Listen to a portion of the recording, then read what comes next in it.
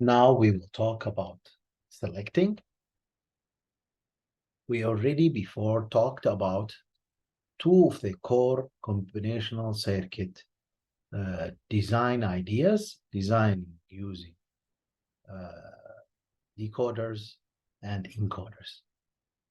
This time we will focus on multiplexers and demultiplexers. So the selecting of data or information is a critical function in digital systems and computers. Circuits that perform selecting have a set of information input from which the selection is made, a single output, a set of control line to make the decision of choosing or for making the selection. The logic circuits that perform selecting are called multiplexers, or in short, we call them MUX.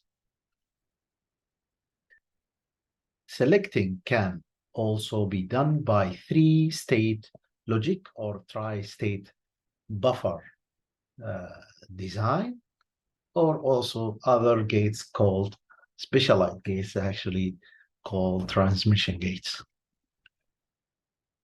The multiplexer selects information from an input line and directs the information to an output line, meaning you will have set of options, set of available inputs, and you are choosing one of them to be in the output. A multiplexer has in-control inputs called selection inputs, S0 to up to Sn-1, and it has 2 to the power of n information inputs from I0 to I to the I2 to the power of n minus 1, and it has a single output y. A multiplexer can be designed to have less than this upper bound defined by 2 to the power of n.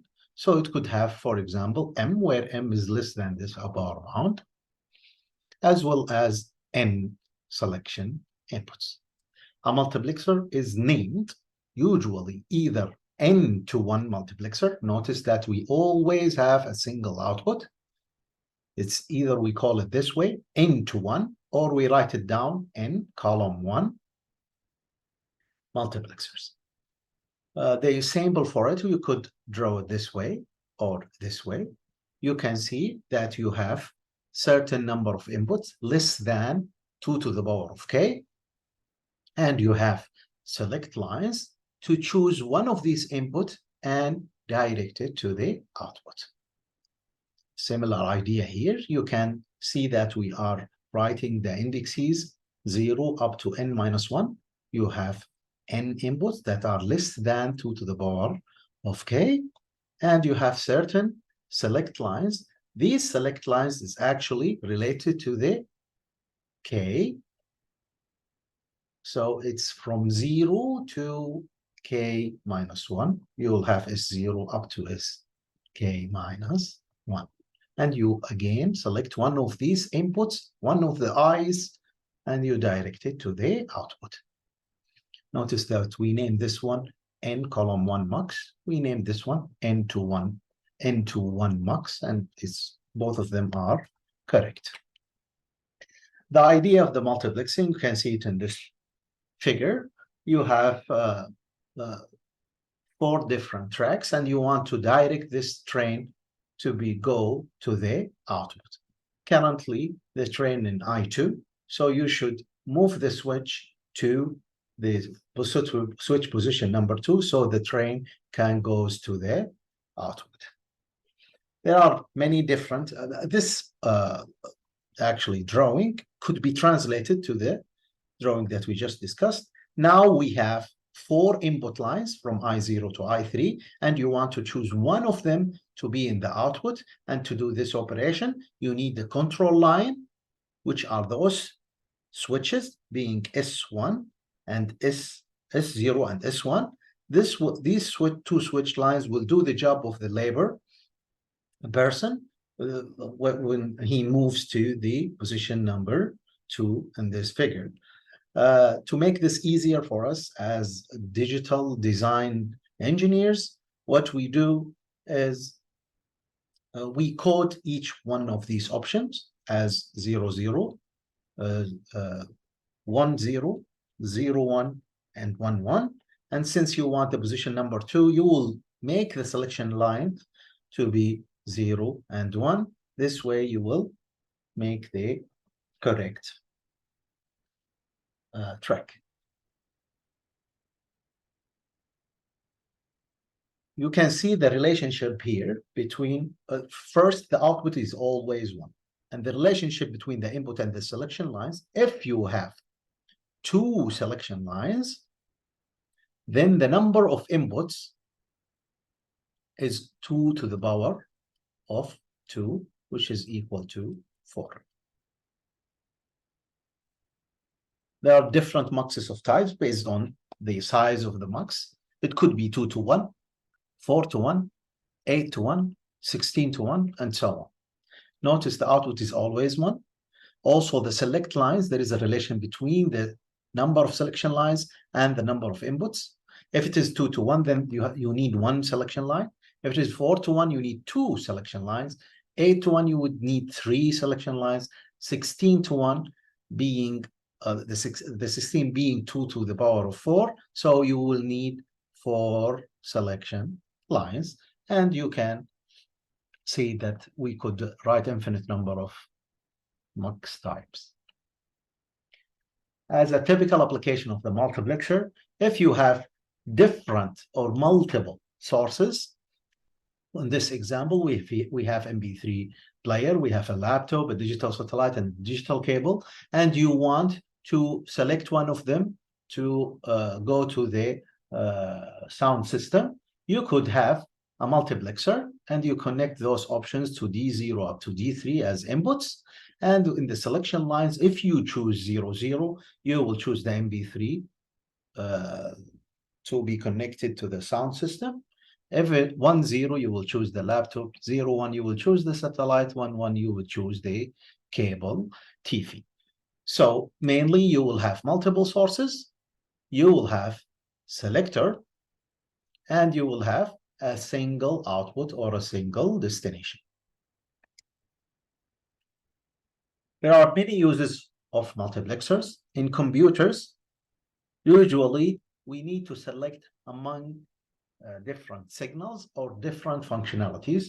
So for example, if you want to implement a command where you have 2 options, the first option being the AND, and the second option being the XOR, for example.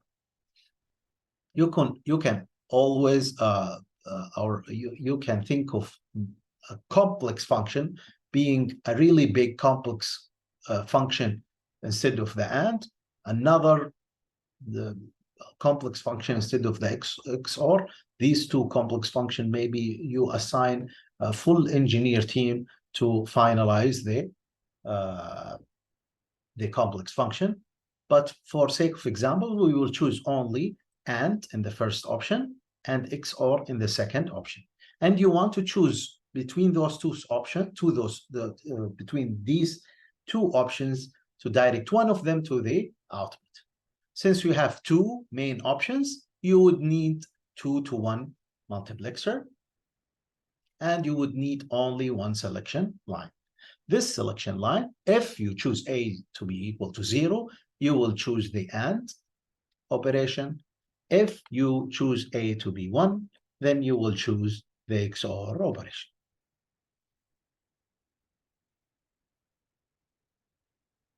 So to explain the 2 to 1 line multiplexer in detail, we would say, since we have 2 inputs, which is 2 to the power of 1, we would need only 1 selection line where n is equal to 1. The single selection variable S has 2 values, either 0 or 1. If it is 0, you will select the input I0. If it is 1, then you will select the input I1. And this reminds us of the lecture hall example that we explained in the beginning of this chapter. Now, the Boolean or the logic equation for the multiplexer is, it's going to be S bar I0 or S1 I1. And you can see the selection between those two different inputs. And this selection is happening because of the OR. The circuit is actually what you are doing is a 2-to-1 decoder followed by 2 AND gates. And at the end, you can use OR to get only a single output. Basically, if you look closely, you are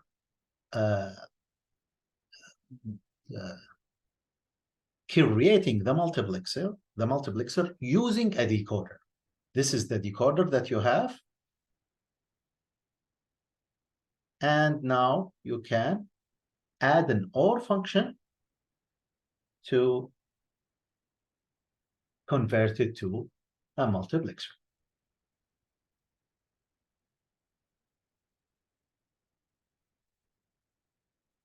Note the regions of the multiplexer circuit that was shown. You have 1 to 2 line decoder, 2 enabling circuit, which is the AND circuits, and you have 2 input OR gate. To obtain a basis for multiplexer expansion, we combine the enabling circuits and the OR gate into a 2x2 AND OR circuit, where you will have a 1 to 2 line decoder and 2x2 AND OR. So the 2x2 AND OR would be this one.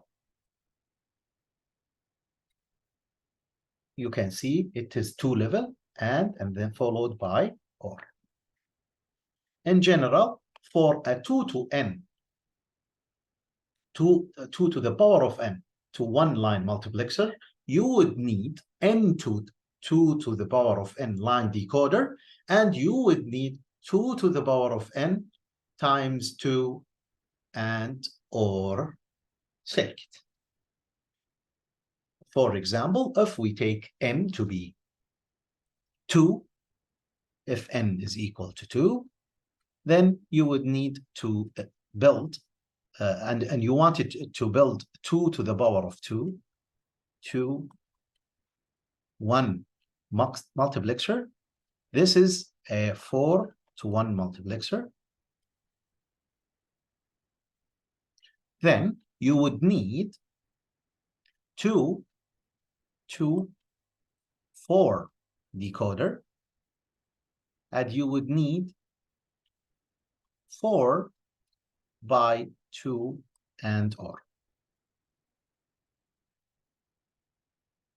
And this is clearly generated in this slide. This is 4 to 1 line multiplexer. So you would need 2 to the power of 2, which is 4 line decoder, and you would need 4 times 2 AND OR. The 4 times 2 AND OR, you can see it there, here. This is the 4 and it has 4, the OR has 4 input OR circuit. And you will have this decoder, which is 2 to 4 decoder. This is what we mean by the 4 to 1 line multiplexer design. So simply, you will apply the idea of the decoder, and after that, you will have the AND OR circuitry. Notice that in this AND OR circuitry, you have the inputs entered as I0, I1, I2, and I3. These are the inputs. Now, the selection lines S0 and S1 would be here. And you have a single output, Y, over here. Now, the truth table, we write it in slightly different way. We just write down the inputs in the output column. So based on your selections, if it is 0, 0, then the output is going to be the input I0. If the selection is 1, 0, the output will be I1. If it is 0, 1, then the output is going to be I2. If it is 1, 1, then the output is going to be I3. Now, you could also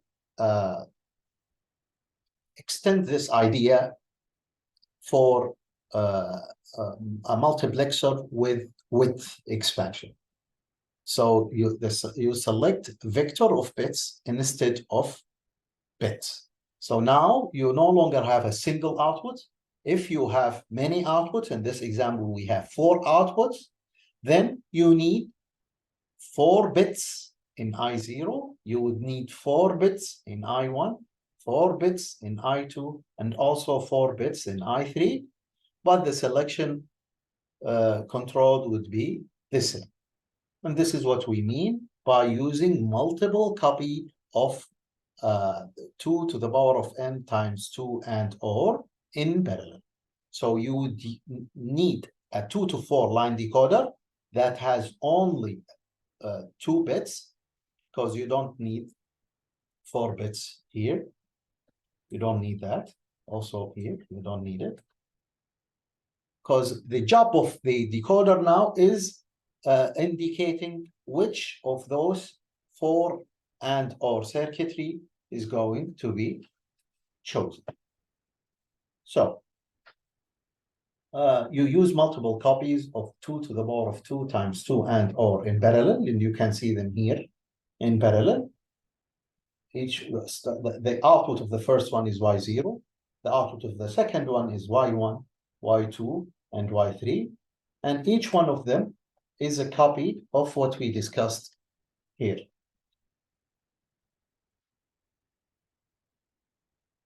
And the 2 to 4 line decoder is similar to this decoder, and it only have one copy of it right here.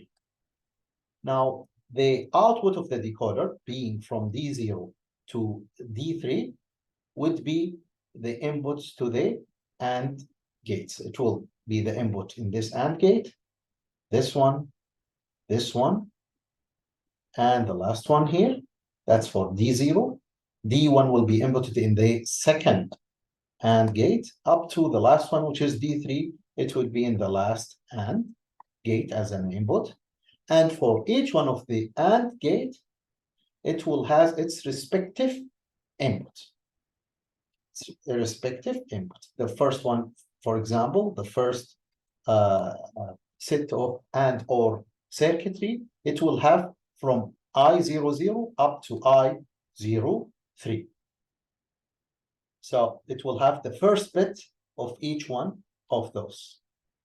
The second bit will be entered here. The third bit will be entered here. And the last bit will be entered here. So that's a 4-to-1 line quad multiplexer. As an exercise, if you were asked to build an 8-to-1 multiplexer using 2 4-to-1 multiplexer and a single 2-to-1 multiplexer, you know that you need 8 inputs in the multiplexer starting from I0 to I7. And you know that you will have a single output at the end. Let's call it out or Y. Now, this Y, based on the selections line S0, S1, and S2, you will start from 0, 0, 0, 0 up to 1, 1, 1, and the output based on the correct selection lines. Notice now, you know that you will have 4-to-1 multiplexer here because you will take 4 inputs and you will generate a single output. Another multiplexer 4-to-1, you will have 4 inputs and a single output. Now, those 4 inputs will have I0 to I3, which is this one.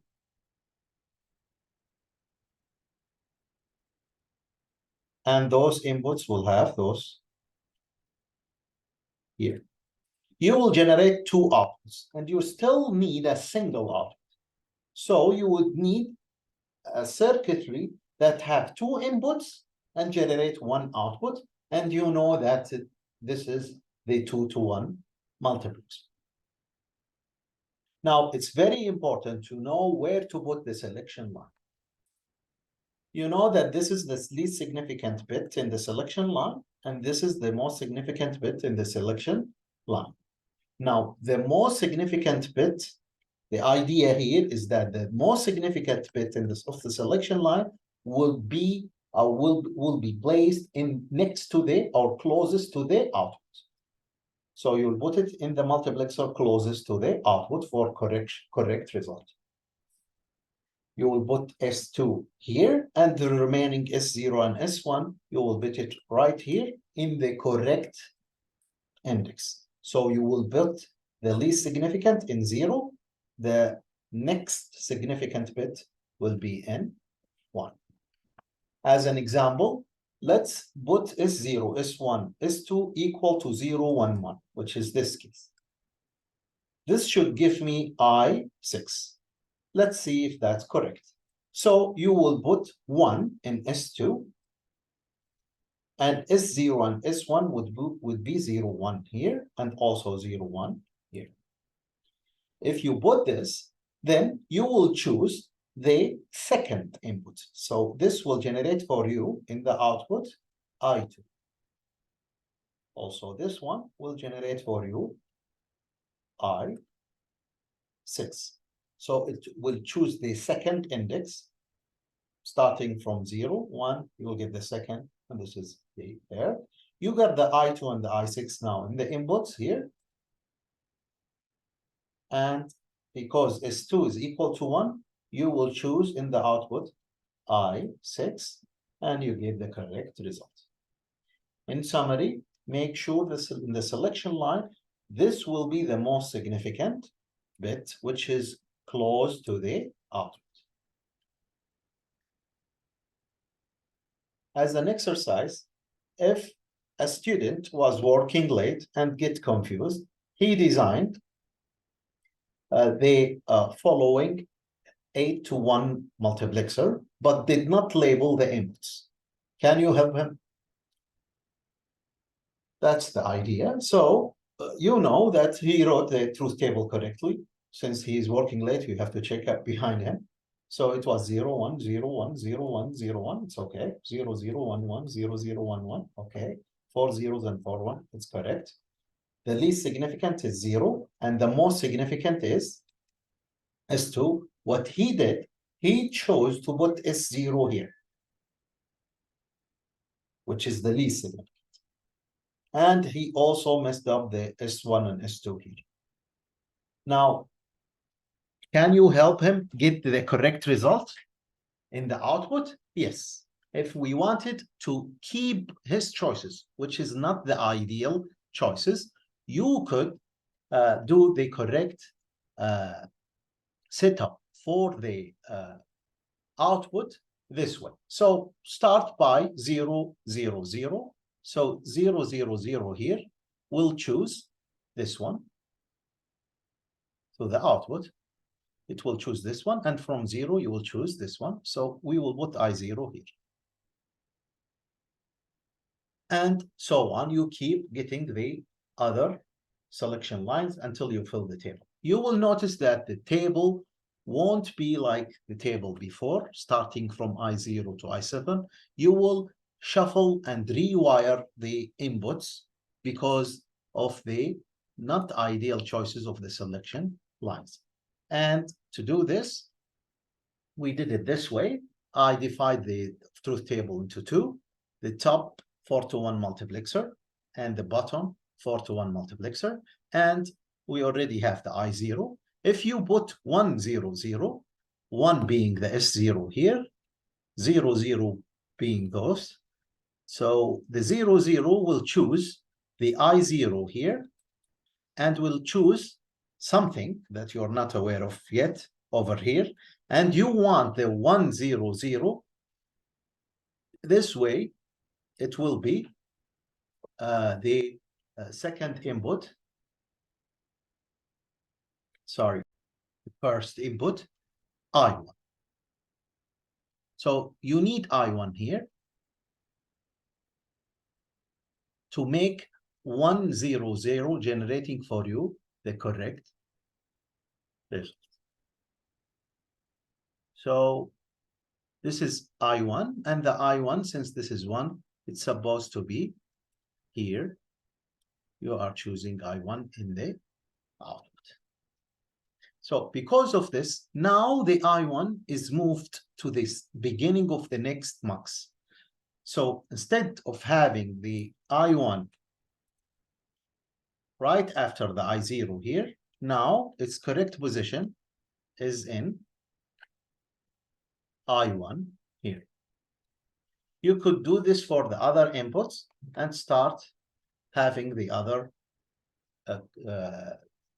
indexes in their place. So for example, if you have 0, 1, 0, this is 0,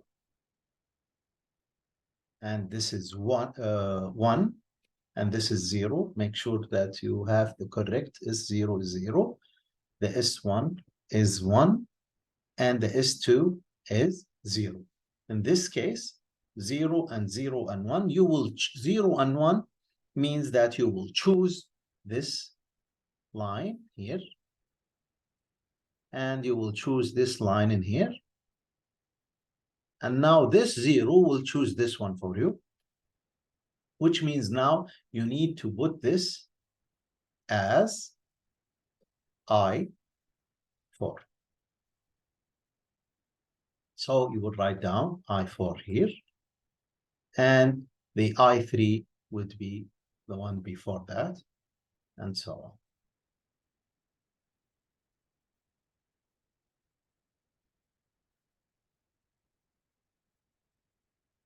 We made this I4 because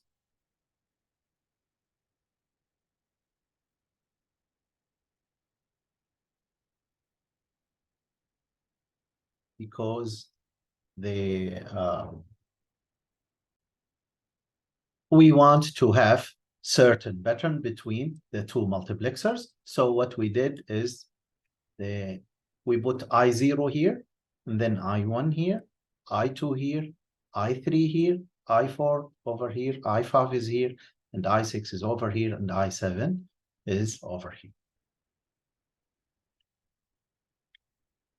And no matter what the choices of the input, the important thing when you have a certain selection line, you get the correct one out. So, for example, if you have this setup in the input and you have the selection line 0, 1, 1, so you know S0 is 0, the selector one, the first selector is 1, and the second selector is 1. This way, you know that those selections will choose I6 and I7 here. And because of this one is 0, you will choose I6 in the output. And you can see that in the output here, I6. And so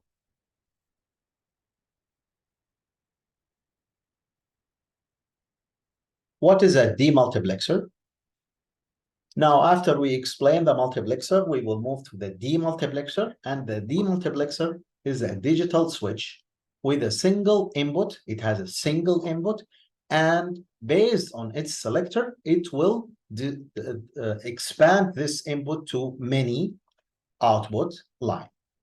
To select lines determine which output the input is connected to. We have different demux types. Is, for example, 1 to 2, 1 to 4, 1 to 8, and 1 to 16. And the same idea for the selection line. If you have now in the output 2, then you need one selection line. If you have 4, you need 2 selection line. For example, if you have 8, we know it's 2 to the power of 3, so you will have 3 select lines and so on. The demultiplexer block diagram, as you can see here, the input, we have a single input, and based on the selection lines, you will have many output lines.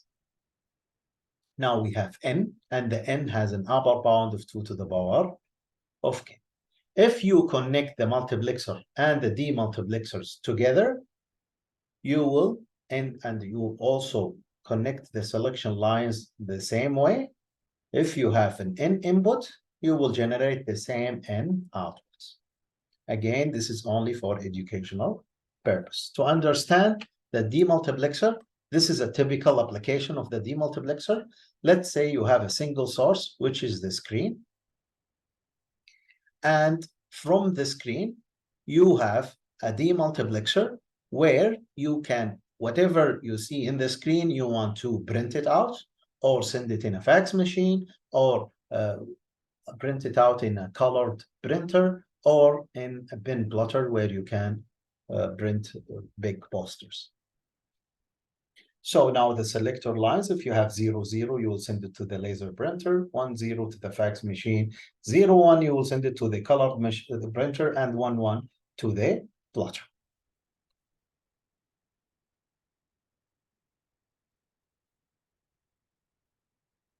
Now, after we explain the multiplexer idea, we will see how we have a multiplexer-based combinational circuit realization. Meaning, can we build any combinational circuit using a multiplexer? And the answer is yes. We have two approaches to do this.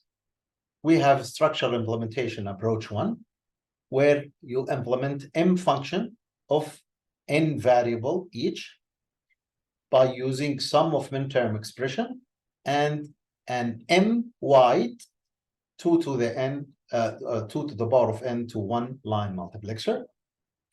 The second approach, you implement any m function of now n plus 1 variable by using an m wide 2 to the power of n to 1 line multiplexer and only a single inverter. We will see both approaches in details. The first approach, approach 1, you implement the m function, as we said, of n variable with sum of min-term expression and an my 2 to the power of n to 1 line multiplexer. In the design phase, and that's the important part, you have a combinational circuit that you want to design. And this design is by using a multiplexer. So first, you find the truth table of the function, you construct it, and in the order they appear in the truth table, you apply the function input variable to the multiplexer inputs. So you put those inputs in the multiplexer bins, starting from S0 to Sn-1. And then you label the output of the multiplexer with the output variable, meaning you will go check the output column and you will label the output of the multiplexer and the input of the multiplexers according to that truth table. You value fix the information input to the multiplexer using the value from the truth table. And for don't cares, you apply either to 0, 0, or 1. If in case you have a don't care, you can choose whatever you like. So as an example, this is approach 1. You have a mux that can be easily used to implement a function defined by a truth table. This is a truth table for 2 inputs only, 0, 1, 0, 1, 0, 0, 1, 1. If we say that our function is 0, 1, 1, 0, meaning that it is the sum of the min-term 1 and 2, then you know that this will be I1, this will be I2, and this is I0 and I3. But the important one for us, since the function having those 2 min-terms, is those 2, being M1 and M2. So indeed, the output F is actually a mux that is equal, in general, the summation from I equal to 0 to n to the power of k minus 1. to the min term mi multiplied or ANDed with the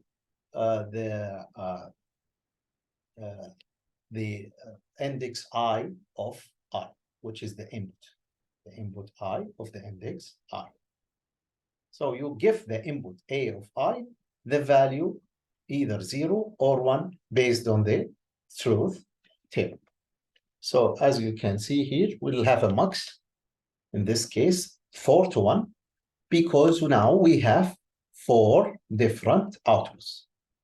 So you choose one of the 4 outputs based on the inputs that you have.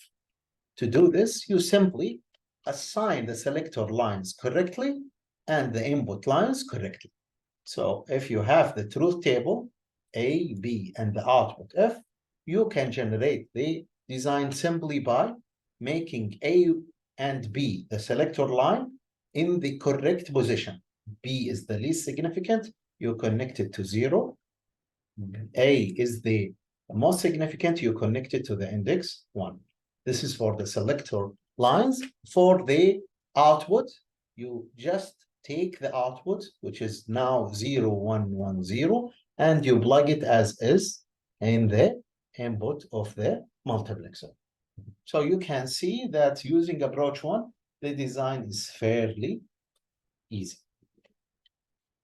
That's another example. If we say gray to binary code, and you want to design a circuit to convert a 3-bit gray code to a binary code, this is the gray code. It has 3 inputs, and you have binary output, which is having X, Y, and Z. The formulation gives the truth table on the right, as you can see, and it's obvious from this table that X is equal to C. And Y and Z are kind of more complex if you want to look right away. So you can see here, you'll find it 0, 0, 0, 0, 1, 1, 1, 1, and the X is the same. That's one quick observation. So we will rearrange the table. The table originally, it wasn't like the truth table that we know, starting from 0, 1, 0, 1, 0, 0, 1, 1, and the last 4 zeros and 4 ones. So we will rearrange it to make sure it's following the truth table that we know. You can see now it's 0, 1, 0, 1, 0, 1, 0, 1, 0, 0, 1, 1, 0, 0, 1, 1, and so on. To do this, what we did is, that's the first one, 0, 0, 0, 0. So we copied this in the binary. Now we want 1, 0, 0. The 1, 0, 0 is here. So we put its output with it. And that's what we did here, and so on. Now, function Y, you can see that we have 3 outputs here. We have X, Y, and Z. So the function Y and Z can be implemented. We only implement those 2, the Y and Z. You can implement the X yourself. So the function Y and Z can be implemented using a dual 8-to-1 line multiplexer. 2 separate 8-to-1 line multiplexer. The reason is, since we have 3 outputs, each one of the outputs will has its own multiplexer. Now, why did we choose 8-to-1 specifically?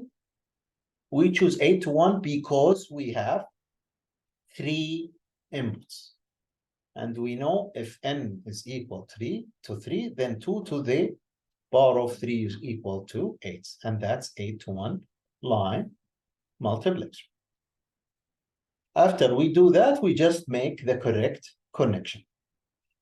The correct connection is we will put A, B, C inputs in the selector line, starting from the least to the most. And then whatever we have in the output, we plug it in the input of the multiplexer, like this. This is the truth table again. What we did is we just connect the selector lines correctly. This is the least significant, we put C. And this is B and A. So we put put it in the correct order. And if we want to generate y, then we take the output of the y, 0, 1, 0, 1, 0, 1, 1, 0, and we plug it here. If we want z, then we take the output of the z and we just plug it as is over here. Now, notice that we only gave you y and z. You can do the x, this part here, in the similar way, with a separate multiplexer.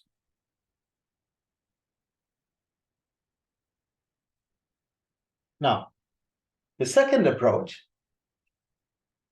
we implement any m function of n plus 1 variable by using m wide 2 to the n to the power of n to 1 y multiplexer and a single inverter. To do the design, you find the truth table. Based on the values of the first n variable, you separate the truth table into certain bars. So you divide the truth table into some bars. For each pair of the output, you define a rudimentary function that we explained in the beginning of this set of slides of the final variable like this. Using the first n variable as the index, you value fix the information input to the multiplexer with the corresponding rudimentary function. And then you use the inverter to generate the rudimentary function x bar when needed. So to explain both methods here, if we have this function, you remember in the previous example that we did it this way, and we simply plug the A and B in the correct position of the selector, and we plug the output as is in the inputs. Using the second approach, we will have a smaller multiplexer. And this is the good or the big advantages of the second approach. Now, to use a smaller multiplexer, you need to divide the truth table into some bars. In this case, since we move from 1 power of 2 to the next power of 2, the power of 2 here is 2 to the power of 2, and this one is 2 to the power of 1. Since we move 1 degree down, we will divide the truth table into only 2. So you divide it into 2 parts. The first part, you notice now that we need to choose only one of the input as the selector. We will choose this one, the most significant, to be the selector. So this will be A, and we will have the inputs as you see them related to the output. You can see now you get the selector A here. You're done with the A. For the B, you check what's the relation between the B and the F. You can see that the F is equal to B. So we are now passing B. Now, if you compare here, you will see that the output here is actually B bar. And now the resulting B and B bar, you copy them and you make them the input of the multiplexer. That's the second approach. And to give you an idea of the second approach, that's another example where you have a function with the following min-term, 0, 1, 2, and 5. And this is the output that you have for the function. We have 0, 1, 2, and 5. We want to do this by using 4-to-1 multiplexer. Since we have 4-to-1 multiplexer, we need to divide this table so that every 2 is together. So we divide it this way. Now, you can because this is a 4-to-1 multiplexer, you know that you will have 2 selector lines. Those 2 selector lines would be A in the correct position, B also in the correct position. Now you will compare C with F. You notice here that the function F is always 1. Here it's going to be C bar. Here is going to be C, and the last part here is going to be always 0. And then you copy those 4 and you put them in the input of the multiplexer. As another example, we will have the same gray to binary code. And you can see that here it's not arranged. So we will rearrange them, the gray and the binary, and we will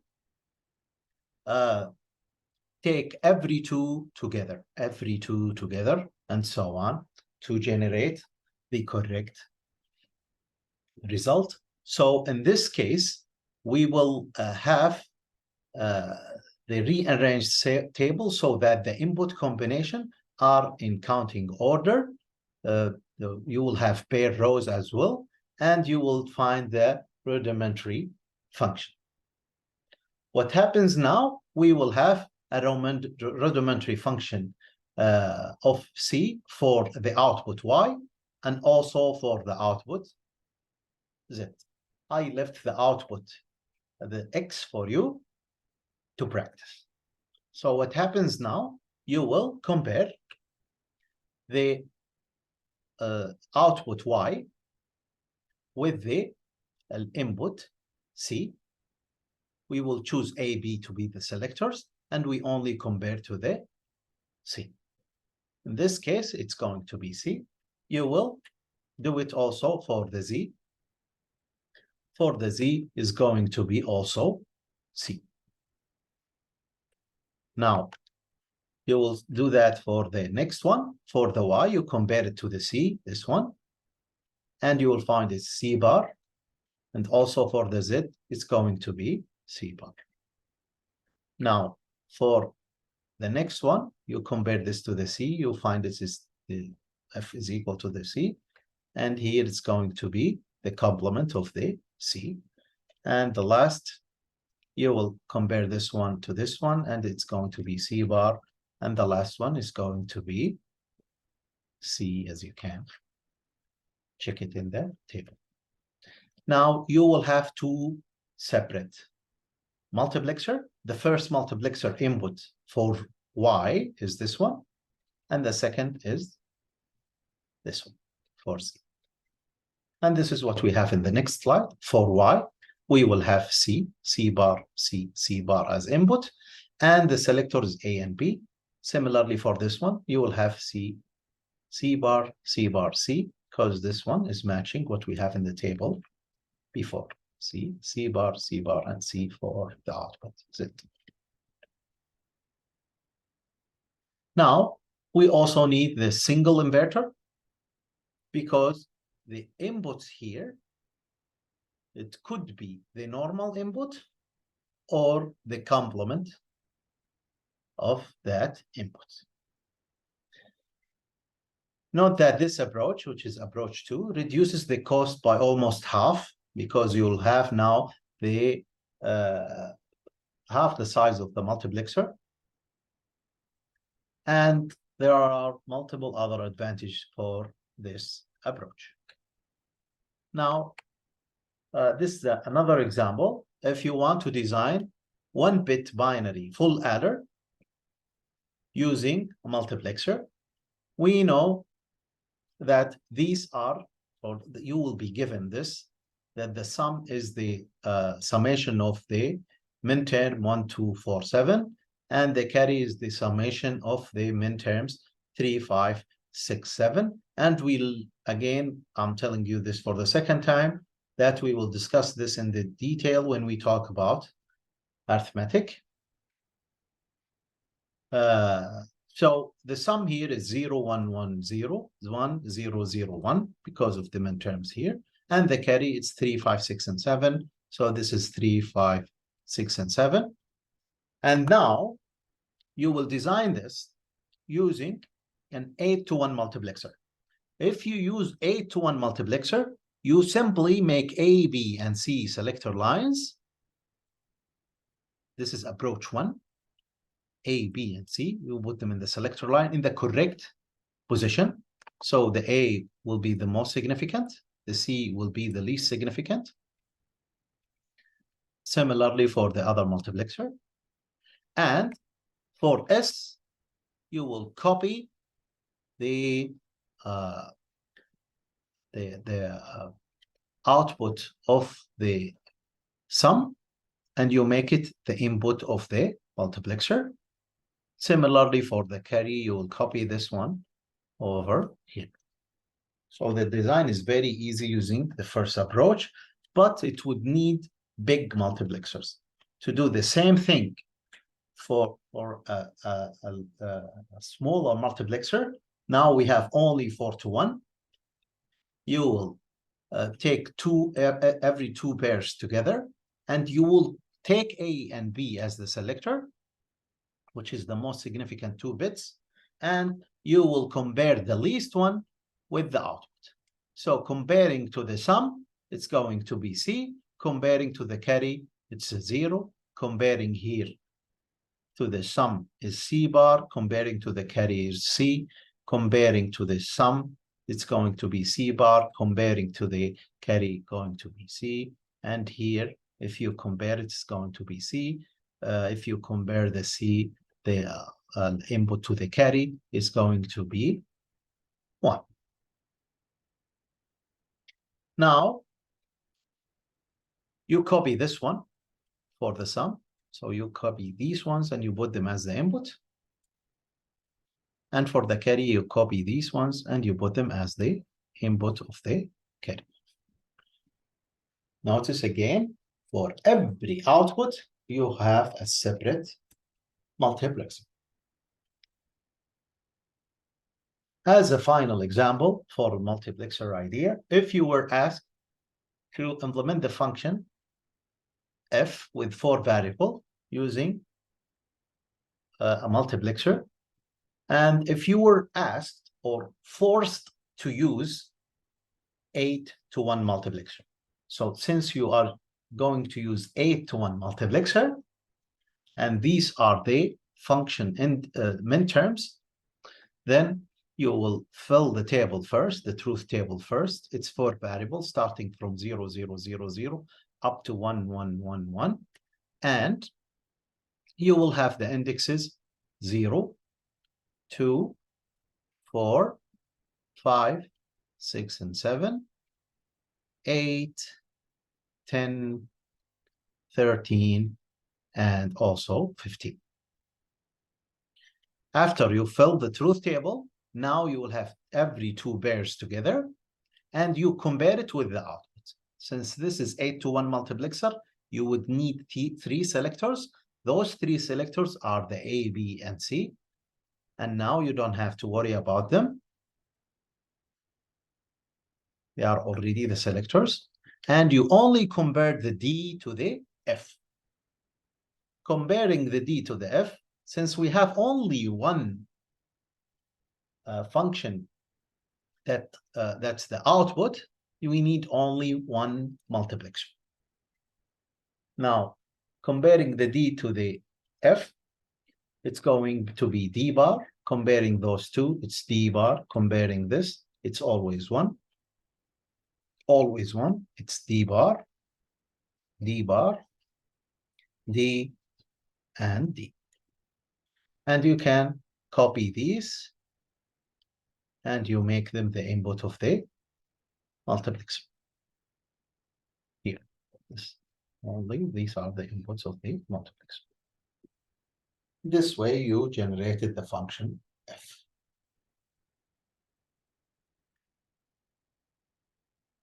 At this point, we finished the idea of the decoder, encoder, multiplexer, and the multiplexer.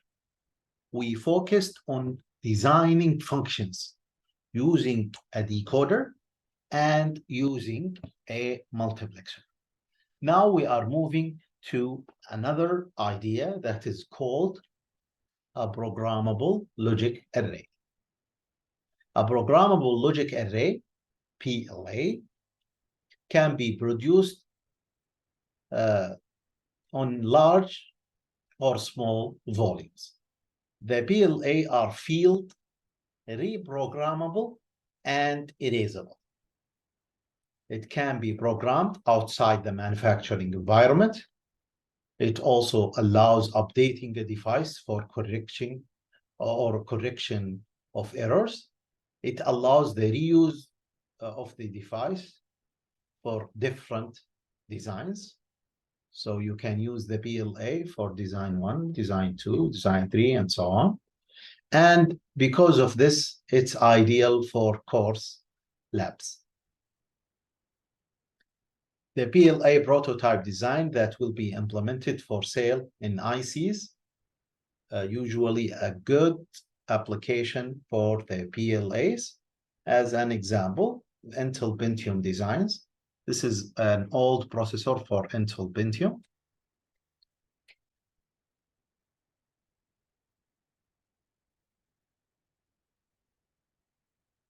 Now, you can notice that we use the word programming many ways, in many places. And this is why we will talk about programming technology, how to program a hardware. You can do this by 3 main ideas: control the connections, build lookup table, the transistor switching control. Now the control connections, to control the connections, either you use mask programming and it would be permanent, you can't change it after that. You can use the fuse or the anti-fuse, and they are also permanent. Or you can use a single bit storage element where you can put 0 or 1. 0 means that there is no connection, 1 means a connection, or vice versa. And this is easily can be reprogrammed, but it's volatile. So if the power is gone, it will be gone as well. You can also build a lookup table. It's a storage element as in memory. You copy everything in a memory, and that would be the design. Or the transistor switching control, where you store charge on a floating transistor gate. This charge could be erasable. It could be electrically erasable, or it behaves like what we use in a flash memory. They are all non-volatile. The volatile one is here. Or you could use a storage element as in the memory. Now, the programmable configuration, you could use a read-only memory, which is a ROM, a fixed array of ANDs, and a programmable array of OR. That's the first design. You can use programmable array logic, which is the PAL. It's a programmable array of AND feeding a fixed array of OR. Or you can make a programmable logic array, the PLA, and this is what we want to focus on. A programmable array of AND feeding a programmable array of ORs. If you want to compare those 3, you can see that when you talk about the AND, here is programmable. It's programmable here, but it's fixed or not programmable in here. If you want to talk about the OR, then it's programmable here. It's fixed, not programmable in the PAL, and also it's not programmable in the ROM. And we will talk in details, and we will try to build up from the ROM, and then we go to the PAL, and then we will end up with the PLA. There are another 2 designs that are used. The complex programmable logic device, the CPLD, it's complex enough to be called an architecture.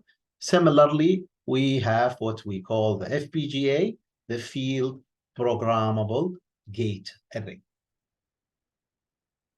This is slightly advanced, and we might discuss them in a future course. But those three are the building block. If you understand them, then you are fairly easy to go to the other two programmable configurations. So we'll start with the first one, the read-only memory. You have an inputs and outputs. The inputs will go to the fixed AND array, which is a decoder. And then it will move to a programmable OR array. And after this, you will generate the output. You have a read-only memory. We call it ROM or programmable ROM. Programmable ROM is, we shorten this as ROM. So the ROM will have n input lines here. It will have m output lines here. And it will have 2 to the power of n decoded minterms over here. It has a fixed AND array with n inputs. So this one is fixed. And 2 to the power n output implementing all n literal minterms. So you will have the minterms over here as an output of this decoder. And it has a programmable OR array. So the OR array, sorry, I mentioned that it's fixed. No, it could be programmed. It's a programmable OR array, a programmable OR array with m output lines to form up to m sum of minterms expression. So you generate the minterms and then you sum them up to generate the output. A program for a ROM or PROM is simply a multiple output truth table. If you have a 1, a connection is made between the minterm and the output. If 0, there is no connection made. The inputs are the address and the outputs are going to be the data. To understand this, here's an example. This is 8 to 4 ROM. It has n equal to 3 input lines. Since the address is 8, then you have 3 input lines. Those 3 inputs line will be like this. And you can see you have a fixed decoder that generates the minterms over here from D0 to D7. If you remember the way the decoder works, it will have one of these lines equal to 1, and the rest will be equal to 0. Also, this ROM have 4 output lines since it's 8 by 4 ROM. So it will have 4 different outputs for F0, F1, F2, and F3. The fixed AND array decoder has 3 inputs and 8 outputs, and it's fixed. You can't change anything in there because the decoder is already fixed. Now, the programmable OR array uses a single line to represent all the input to an OR gate. So this OR gate could have up to 8 inputs if you choose all the minterms. So to make this easier for you, we only write down one line as an input to the OR. And if you have, for example, 3 connections, it means that this OR is having 3 inputs. Here, this OR will have 2 inputs, this OR having 2 inputs, and the last one having 3 inputs. An X in the array corresponding to the an X in the array, this array, it's 2-dimensional array. It corresponds to attaching the minterm to the OR gate. Now, you can see that this array is 8 by 4. It's 8 because the output of the decoders is having 8 minterms, and you have 4 output function. Now, if you want to get the function f0, f1, f2, and f3, you know that f0 is d1, d5, d7, ORed together. So you have those three minterms ORed together. Similarly, for f1, you will have only two, d1 and d4. For f2, you will have d0 and d7. And for f3, you will have d2, d5, and d7. So, for example, for an input 110, if you have the 110 here, A being A0 being 0, A1 being A0 is being 1, A1 being 1, and A2 being 0. So then for this one, for this output, you know that the minterm that's going to be generated is, since this is the least significant bit and this is the most significant bit, it's 110. So this is D3. This is D3.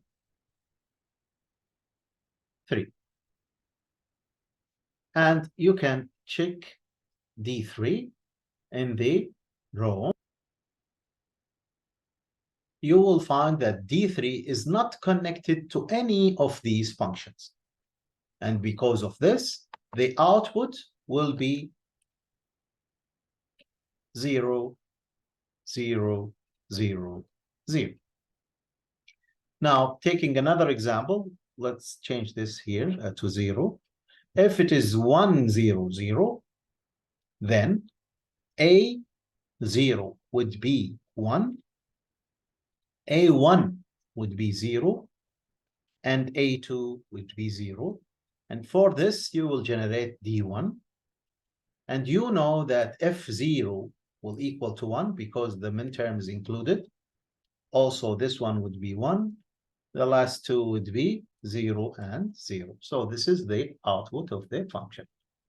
You can also, for the functions, after you find the corresponding minterms for them, you could find the logical function and simplifies it using Boolean algebra like this. Now, after we discuss the ROM, we'll move to the second one, which is the programmable array logic, the PAL.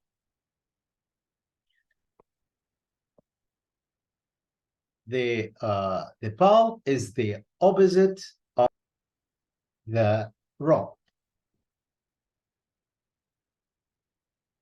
So it's having a programmable set of AND. So these set of ANDs will be programmable combined with a fixed OR array. So this one now is fixed. The disadvantage, the ROM guaranteed to implement any M function of n input. The PAL may have too few inputs to the OR gate, so it's kind of limited. As a disadvantages, for given internal complexity, a PAL can have larger M, N, and M. Some PALs have output that can be complemented, adding BOS functions, product of sum. No multi-level circuit implementation in ROM without external connection. If you have external connection, you could do that. But the normal ROM, you don't have any multi-level circuit implementation. The PAL has output from OR terms as internal input to all AND terms, making implementation of multi-level circuit a bit easier. So as an example, for a programmable array logic, you can have 4 inputs. Those inputs, A, B, C, and D. They are donated sometimes denoted as I1, I2, I3 and I4. You have 3 outputs, PAL, in this example, with fixed 3 input OR terms. So here we have certain, you can see in the AND gates, there is a way to program them by adding the X or taking it out. You add this connection or not, but in the OR, it's fixed. So this part here is fixed. You have 3 ANDs followed by OR. 3 ANDs followed by OR, 3 ANDs followed by OR. So similarly here, 3 AND followed by OR. If you have an X in the connection, then the fuse is intact. If you have it like this, so there is no X, it's normal cross, then the fuse is blown. So now, if you were asked what are the equations for F1 through F4, you notice that you could do any function by controlling the AND gates input. So if you have the X's in these parts like this, you will have different functions. And you were asked here to get the resulting function F1, F2, F3, and F4. Notice that for every input, you have the input and its complement, the input and its complement, and so on. Also, some of the output, in this example only F1, you can feed the output back as normal and also complement, which makes the multi-level implementation of combinational circuit easier. So, for example, let's try to get F1. F1 is, you have here the cross in 5, and you have cross here in 1 and 3. 1 and 2 and 3, these are the connections that you have to the AND circuits. So the horizontal lines are connected to the ANDs. And they are numbered from 1 to 12. Each one of them would be a product term. The vertical lines, here you have from 0 to 9. And these are the vertical lines that are connected to the horizontal line by having a cross. Now, to get the function, you need to know where are these connections in the vertical lines connected to. So you see that 0 is connected to A. And the 1 is connected to A bar. Similarly, this will be B and B bar, C, C bar, D, D bar. These are the inputs A, B, C, and D. We also have 2 more, which is F1 fed back to 8 and 9, where this is F1 and this is F1 bar. Now, to get F1, you know that you have only these 3 crosses. This cross means that you are having C bar connected here. So this is C bar. In this one, this AND, you have 2 connections, one from B bar and one from A bar. So you have A bar, B bar. So this is giving you the C bar here, and this one giving you A bar and B bar. And the OR, you have nothing here, so it will be omitted. And you will have the function to be A bar ANDed with B bar or C bar. This is for F1. Let's take F4, for example. I will leave F2 and F3 for you. So F4, you have A ANDed with B, You also have C ANDed with D, and you have F1 bar. You have F1 bar. So you have F1 that we just found out,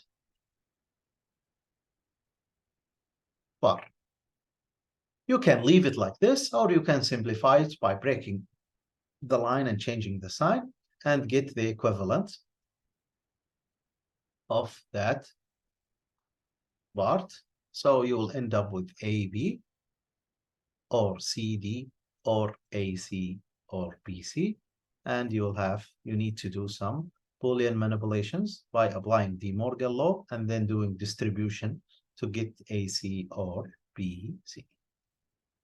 That's the idea of the PAL. Now we will talk about the last part, which is the programmable logic array, the PLA. The PLA is the most flexible, having a programmable set of ANDs and combined with a programmable set of ORs.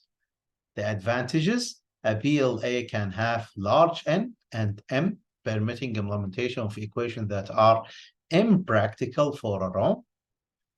A PLA has all of its product terms connectable to all outputs, overcoming the problem or the shortcoming of the limited inputs to the PAL ORs. Some PLA outputs can be complemented, which adding product of some functionality. As disadvantages, often the product terms count limits the application of the PLA. Two-level multiple output optimization reduce the number of the product terms in an implementation, helping to fit it into PLA. As an example, if we consider a 3-input, 3-output PLA with 4 product terms. So you have 3 inputs, you have a certain number of outputs. Right now we have F1 and F2, and you have 4 product terms. So this is the first product, the second product, third product, and fourth product. Again, if you have a bar, then the fuse is intact. If it is crossed, then the fuse is blown. The X means fuse is intact, and the cross means the fuse is blown.